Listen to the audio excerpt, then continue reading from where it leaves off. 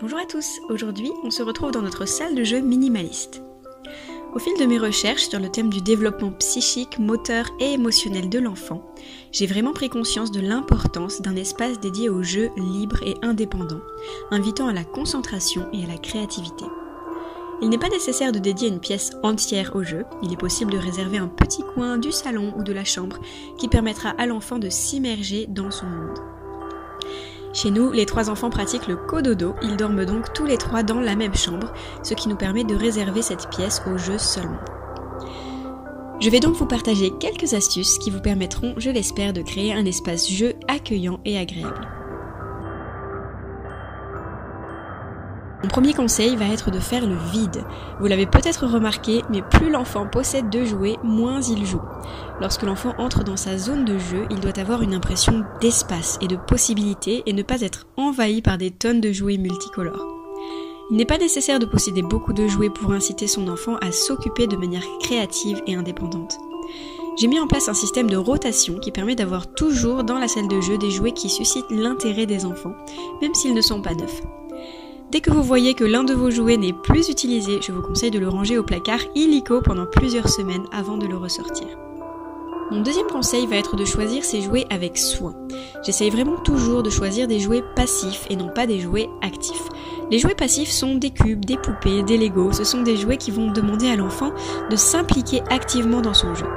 Au contraire, les jouets actifs sont tous ces jouets à boutons qui font du bruit et de la lumière et qui finalement empêchent l'enfant d'être acteur de son propre jeu.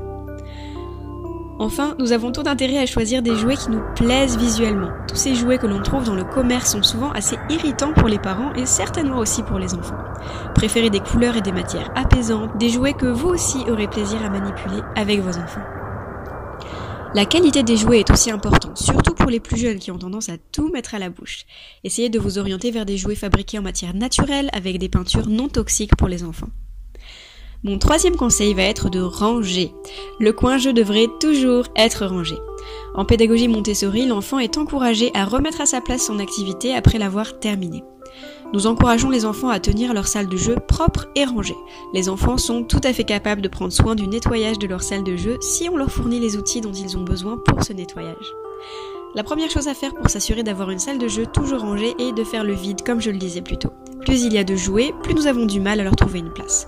Dites à vos enfants, une place pour chaque chose et chaque chose à sa place. Misez sur un système de rangement qui convienne à l'âge et aux aptitudes de vos enfants pour vous assurer qu'ils soient capables de ranger par eux-mêmes. Nous utilisons ces meubles Ikea depuis des années, c'est ce que nous avons trouvé de plus adapté. Les enfants tirent les tiroirs avec beaucoup de facilité et rangent chaque catégorie de jouets à sa place très rapidement. J'ai aussi beaucoup utilisé les tiroirs pour contenir certaines activités sensorielles, comme la pâte à modeler ou le slime, car il permet de minimiser le temps de nettoyage après ces activités en gardant le bazar dans les tiroirs. Nous laissons à disposition des enfants ce spray nettoyant multisurface fait maison qui ne présente aucun risque, même manipulé par les plus jeunes.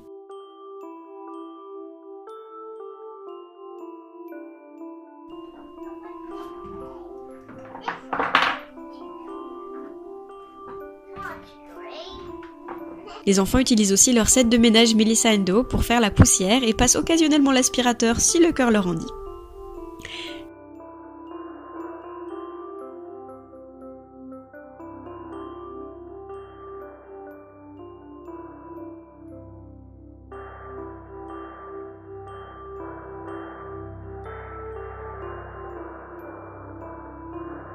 Si les enfants rechignent à ranger, je trouve qu'une manière très efficace de les motiver est de mettre de la musique, préférablement toujours la même chanson au moment de ranger, et de s'y mettre ensemble.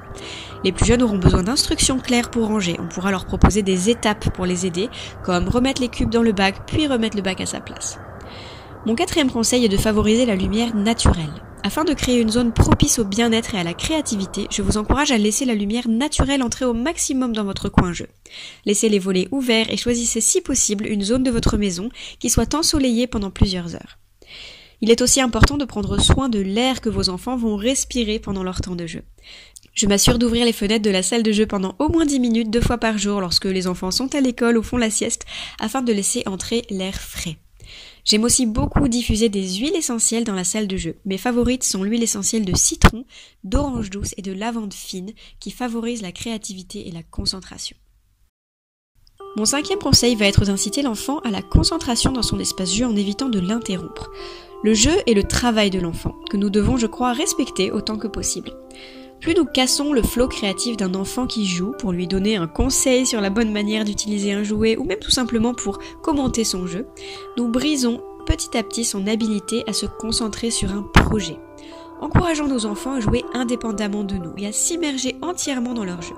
Bien sûr, cela ne veut pas dire qu'il ne faut pas jouer avec ses enfants, bien au contraire, mais je pense qu'il est vraiment important de leur laisser cet espace d'autonomie pour se laisser porter par leur créativité.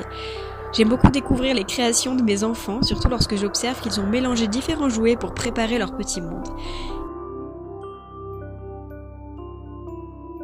Ici, ma fille a utilisé des Lego jaunes et oranges pour le feu du camping de ses poupées. J'espère que ces quelques conseils vous seront utiles. N'hésitez pas à partager cette vidéo à tous les parents qui souhaitent adopter un mode de vie plus simple et minimaliste en famille. Je vous souhaite une très belle journée et vous dis à très bientôt.